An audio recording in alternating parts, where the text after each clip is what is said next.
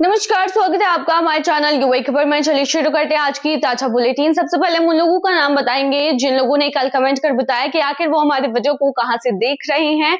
तो बता दें कि विष्टा राय हैं मोतिहारी से, जय नारायण यादव हैं, उमेश अर्नब है अलकोज से, मोहम्मद सोनू हिना है, रावल सिंह है जेबेल अली से, कुमार आकाश है राजस्थान से, अब्दुल्ला है अलखोबर से, बादल हैं दुबई से, बिट्टू जी हैं हरियाणा से, आजाद खान है भिंडवानी से, मुरानी बाबू है शारजाह से, न्याज अहमद है शारजाह से। तो अगर आप भी चाहते हैं कि आपका भी नाम फीचर हो हमारे वीडियो में तो आपको ज्यादा कुछ नहीं करना है, आप जाए कमेंट सेक्शन में और वहां पर लिखें अपना नाम, साथ ही लिखिए कि आप कहां से हमारी वीडियो को देख रहे हैं।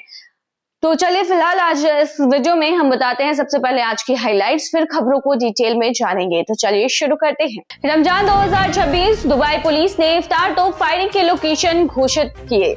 रमजान में इफ्तार से पहले सड़क दुर्घटनाओं का समय सबसे खतरनाक, सावधानी जरूरी। शारजाह में रमजान और ईद के दौरान व्यवसायों को देर रात तक काम की अनुमति। 2025 में जीसीसी के आईपीओज में की वैल्यू घटकर आधी, सऊदी और यूएई सबसे आगे। दुबई ट्रैफिक का मुख्य कारण रोजमर्रा के काम और ऑफिस बिजनेस यात्रा। ओमान ने रमजान 2026 की शुरुआत की तारीख की है घोषणा। यूएई में स्कूल बस का सफर के समय सीमा तय, बच्चों को लंबी यात्रा से राहत। रमजान से पहले मक्का तैयार, उम्रा यात्रियों की बढ़ती संख्या को संभालने के लिए पूरे इंतजाम। और आखिर में जानेंगे हर बार की तरह इस बार भी क्या है आज के रियल रेट्स, क्या है आज के गोल्ड रेट्स और क्या है आज के दरहम रेट्स। तो चलिए खबरों को डिटेल में बताते हैं। रमजान 2026 दुबई पुलिस ने इफ्तार तोप फायरिंग की लोकेशन कर दी है घोषित। बता दें रमजान की शुरुआत होने में कुछ ही दिन बाकी है। दुबई पुलिस ने रमजान 2026 के दौरान इफ्तार के समय तोप चलाने की परंपरा को जारी रखते हुए इसके लिए मुख्य और मोबाइल लोकेशंस की घोषणा कर दी है। मुख्य स्थायी लोकेशंस में Expo City Dubai, Villa Creek Harbour Hotel, Jumeirah Beach Residence, JBR, Festival City और बुर्ज खलीफा शामिल है।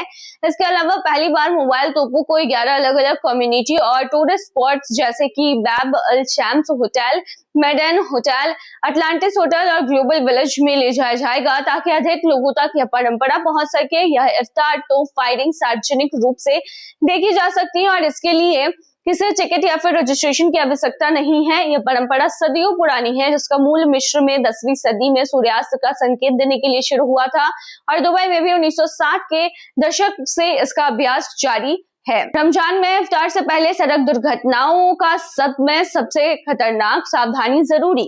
रमजान के दौरान यूएई में इफ्तार से ठीक पहले दोपहर 2 बजे से 4 बजे के बीच सड़क दुर्घटनाओं की संख्या काफी बढ़ जाती है और यही सबसे खतरनाक माना जाता है। 2025 के रमजान में करीब 2771 गाड़ियों के बीमा दावों के आंकड़ों से पता चला है कि दिन में 12 बजे से शाम 6 बजे तक होने वाली दुर्घटनाओं का हिस्सा लगभग 43% है, जिसमें अकेले 2 से 4 बजे के बीच 17% मामले सामने आए हैं। सप्ताह में सोमवार और गुरुवार को सबसे ज्यादा दुर्घटनाएं हुई, जबकि रविवार सबसे सुरक्षित रहा। ज्यादातर हादसे दूसरे ड्राइवर की गलती के कारण हुए और 36 से 40 साल के ड्राइवर सबसे अधिक प्रभावित रहे हैं। विशेषज्ञों के अनुसार रोजा रखने के कारण शरीर में पानी और शर्करा का स्तर गिर जाता है, जिससे ध्यान, प्रतिक्रिया और दृष्टि प्रभावित होती है और असामान्य भोजन व नींद के पैटर्न से थकान और बेचैनी भी बढ़ जाती है, जिससे सड़क पर जोखिम बढ़ता है। इसीलिए रमजान में खासकर इफ्तार से पहले सावधानी से ड्राइव करने, समय पर निकलने, सीट बेल्ट पहनने, दूरी बनाए रखने और भीड़ भाड़ वाले समय में ड्राइविंग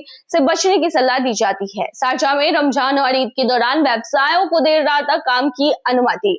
शारजाह म्युनिसिपैलिटी ने रमजान और उसके बाद आने वाली ईद की छुट्टियों के दौरान व्यवसायों को देर रात तक काम करने की अनुमति देने के लिए खास परमिट देने का ऐलान किया है। अब दुकानें, स्टोर या फिर अन्य कमर्शियल संस्थान रमजान में मध्यरात्रि के बाद सुबह तक काम जारी रखने के लिए परमिट के लिए आवेदन कर सकते हैं, बशर्ते वो ट्रेड लाइसेंस की कॉपी जमा करे और नियमों का पालन करे।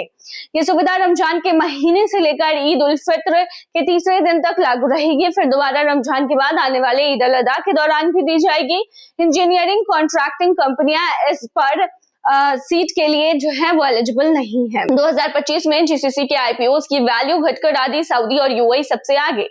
सऊदी अरब और यूएई ने 2025 में जीसीसी के आईपीओ मार्केट में सबसे ज्यादा एक्टिविटीज दिखाई हैं, लेकिन कुल राशि लगभग आधी रह गई। इस साल कंपनियों ने करीब $6.6 अरब आईपीओ के जरिए जुटाए, जो 2024 के 12.9 अरब डॉलर से काफी कम है और इसे महामारी के बाद सबसे निचले स्तर पर ले जाया गया है।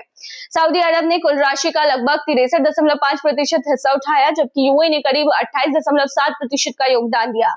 सऊदी में आईपीओ की संख्या और विविधता अधिक रही है और दोनों देशों के बाजार में अब पारदर्शिता और कंपटीशन वाले माहौल है, जिसमें लोग काम कर रहे हैं, जिससे निवेशकों की उम्मीद और भी ज्यादा बढ़ रही है। सरल शब्दों में 2025 में आईपीओ मार्केट में थोड़ी ठंडी पड़ी रही। मार्केट कंपनियों ने पहले जैसे बड़े पैसे तो नहीं जुटाए, लेकिन सऊदी और यूएई अभी भी जीसीसी में सबसे आगे हैं। दुबई ट्रैफिक का मुख्य कारण रोजमर्रा के काम और बिजनेस ऑफिस यात्रा। दुबई के ट्रैफिक का सबसे बड़ा कारण रोजमर्रा का काम और बिजनेस ट्रैवल है, जिसमें करीब 90% से यातायात ऑफिस, स्कूल और व्यवसाय से जुड़ी यात्राओं के कारण होता है, ना कि शॉपिंग या एंटरटेनमेंट जैसी प्राइवेट यात्राओं से। ट्रैफिक विशेषज्ञ डॉक्टर मुस्तफा अल्लाह के अनुसार शहर के कई हिस्सों में लोग अपने घर और काम के बीच लंबी दूरी तय करते हैं, क्योंकि अधिकांश नौकरी स्थलों पर ऑन साइट आवास उपलब्ध नहीं है। पब्लिक ट्रांसपोर्ट का इस्तेमाल कम होता है। इसी वजह से ऑफिस, स्कूल के समान समयों पर एक साथ इतनी गाड़ियां सड़क पर आती हैं कि सड़कों पर जाम बन जाता है और ट्रैफिक का भी भार बढ़ जाता है। ओमान ने रमजान 2026 की शुरुआत की तारीख की घोषित।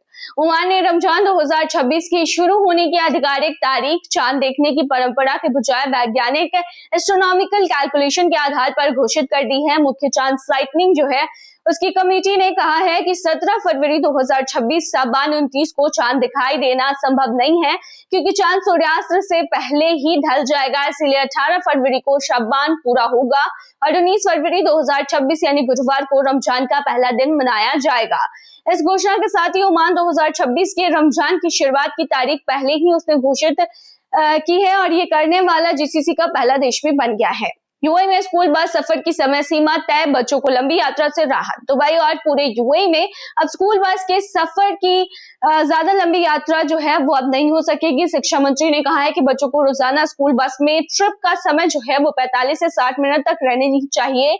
किंडरगार्टन बच्चों के लिए 45 मिनट, बाकी सभी बच्चों के लिए 60 मिनट।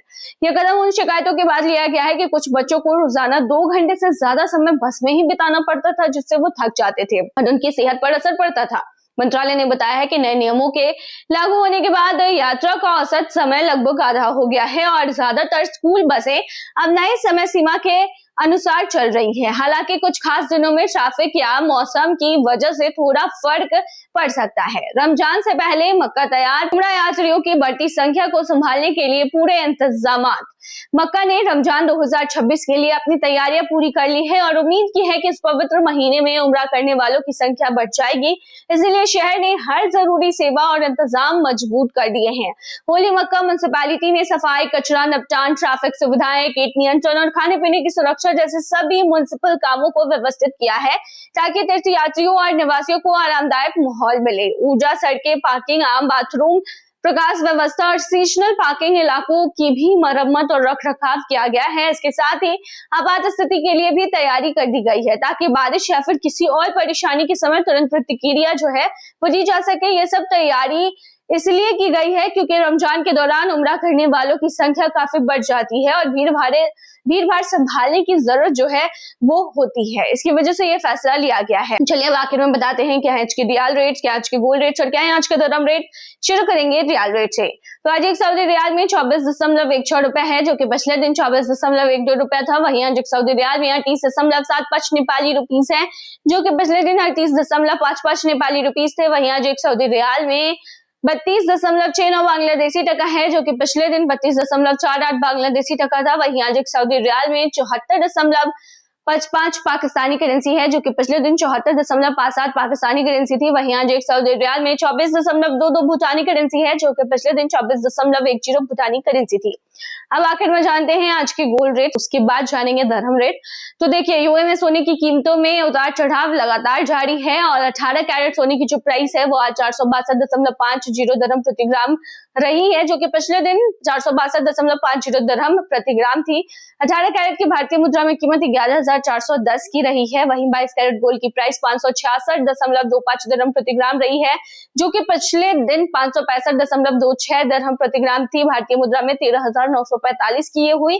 24 कैरेट सोने के दाम की बात करें तो 610.50 दरहम प्रति ग्राम आज रेट है, जबकि पिछले दिन 610.50 दरहम प्रति ग्राम ही रेट था। भारतीय मुद्रा में ये 14,061 रुपए की हुई।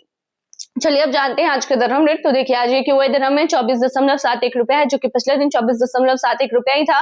वहीं आज एक क्यूआई दरहम में 39.57 नेपाली रुपीज है, जो कि पिछले दिन 39.37 नेपाली रुपीज थे। वहीं आज एक क्यूआई दरहम में 33.38 बांग्लादेशी टका है, जो कि पिछले दिन 33.18 बांग्लादेशी टका था। वहीं आज एक क्यूआई दरहम में 76.12 पाकिस्तानी करेंसी है, जो कि पिछले दिन 76.14 पाकिस्तानी करेंसी थी। वहीं आज एक क्यूआई दरहम में 24.47 भूटानी करेंसी है, जो कि पिछले दिन 24.6 भूटानी करेंसी थी। तो ये थी आज की ताजा बुलेटिन। बने रहिए ऐसी तमाम खबरों के लिए यूएई खबर पर।